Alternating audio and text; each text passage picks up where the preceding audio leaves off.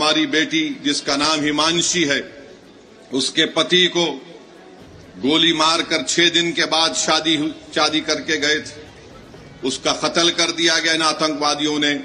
पाकिस्तान से आए हुए आतंकवादियों ने वीटी स्टेशन पर गोलियां मारकर लोगों की हत्या की, तो उसमें निजामाबाद की एक नई दुल्हन भी मारी गई थी। पाकिस्तान को अब समझाने का वक्त खत्म हो चुका है कि ये वक्त जवाब देने का है।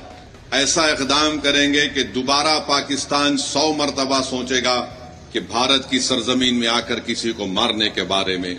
मेरे अजीज दोस्तों और बुजुर्गों, मैं आपको ये बताना चाहता हूं कि पाकिस्तान ये पूछ रहा है कि भारत के पास अगर कोई प्रूफ है तो दो। अरे बेशर्मो, क्या हमने तुमको पठानकोट में बुलाकर नहीं दिखाया था कि पठानकोट हमारा एयरफोर्स का बेस में तुम्हारे आतंकवादी आकर वहां पर कोहराम मचा कर गए?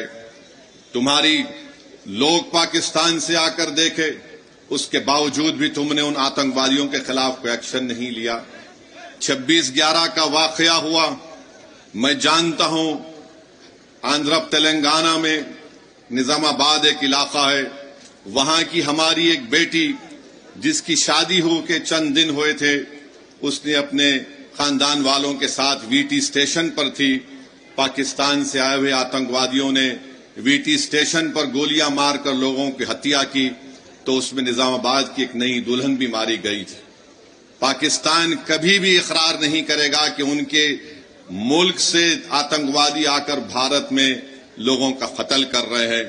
पाकिस्तान को अब समझाने का वक्त खत्म हो चुका है। मैं बड़ी जिम्मेदारी के साथ जज्बात में लाए बगैर कह रहा हूं कि ये वक्त जवाब देने का है, ये वक्त सोचने का नहीं है। वरना याद रखिए, हर 6 महीने, हर 2 महीने के बाद ये आती हैं, या तो हमारी फौज या हमारी सीआरपीएफ के जवानों को या फिर मासूम कश्मीरियों को निशाना बनाते हैं। तो हम उम्मीद करते हैं कि हमारी हुकूमत इनके खिलाफ एक मौसर इक़दाम करेगी। जितने भी इक़दामात, जितने फैसले भारत सरकार ने लिए हैं, MIM पार्टी उसकी तायीद करती है। जैसे भी हो, पाकिस्तान को अगर कमजोर करने के लिए उनकी मईशत को, उनके इकॉनमी को कमजोर किया जा सकता है तो बराबर किया जाना चाहिए। और जो भी तरीक़ेकार हुकूमत इस्तेमाल करेगी, हम उम्मीद करते हैं कि आतंकवाद खत्म होगा। ये देश का मसला है, ये कोई सियासी मसला नहीं है, और लोगों को भी इस पर राजनीति करने की कोई जरूरत नहीं है। मैं आपको बताना चाह रहा हूं कि हमारी बेटी जिसका नाम हिमांशी है, उसके पति को गोली मारकर 6 दिन के बाद शादी करके गए थे, उसका कत्ल कर दिया गया इन आतंकवादियों ने। ये हमारी बेटी हिमांशी का एक पैगाम देती है, हमारे देश में बसने वाले जो लोग हिंदू मुस्लिम का जहर फैला रहे हैं, वो कहती है कि मैंने अपने पति को खोया, मगर मैं नहीं चाहती कि मुसलमान और कश्मीरियों के खिलाफ नफरत के मजारे किए जाएं। हम उम्मीद करते हैं कि भारत सरकार हमारी इस बेटी जिसने अपने पति को खोया है, उसके इस अल्फाज को याद रखेगी, और देश कभी उन लोगों को माफ नहीं करेगा जो ऐसे वक्त में बजाय हम मुत्तहिद होकर इन आतंकवादियों से और इन आतंकवाद को प्रमोट करने वाले देश से मुकाबला करें, जो हमारे मुल्क में इसका फायदा उठाकर नफरत को फैलाना चाहते हैं। याद रखो, इस वक्त पर हमको नफरत नहीं, हमको अमन को और मोहब्बत को पैदा करना है, ताकि हम देश को मजबूत रख सकें। और जो लोग नफरत और जहर फैला रहे हैं, याद रखो, तुम LET और पाकिस्तान के चेहरों पर मुस्कुराहट लेकर आ रहे हो।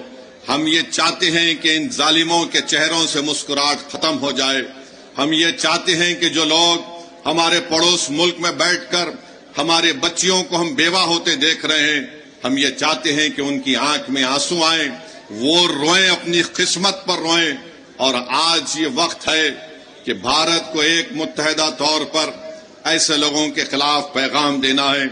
हम भारत के प्रधानमंत्री से इस बात का मुतालिबा करते हैं कि जितने 26 लोग वहां पर मारे गए, भारत सरकार उनको शहीद का रुतबा दे, ताकि लोग हमेशा के लिए उनको याद रख सकें।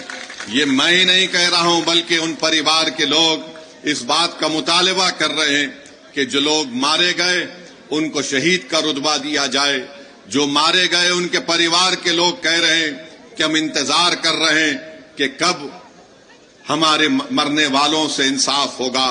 ہم امید کرتے ہیں کہ بھارت سرکار ایک ٹھوس اور مضبوط اقدام کرے گی تاکہ آتنکواد کا خاتمہ ہو سکے. سرکار، اس دیش کے پردھان منتری، یہ جو آتنکوادی حملہ ہوا ہے، بزدلانہ حملہ ہوا ہے، وہ اس پر مؤثر کارروائی کریں گے. مرنے والوں کو وہ انصاف دلائیں گے اور ہم امید کرتے ہیں کہ ہمیشہ کے لیے پاکستان سے جو آتنکوادی ہمارے دیش میں آ کر معصوم لوگوں کی جانیں لیتے ہیں، چاہے وہ ہماری بیٹیاں ہوں یا پھر وردی پہننے والے ہمارے نوجوان بیٹے ہوں، ان آتنکوادی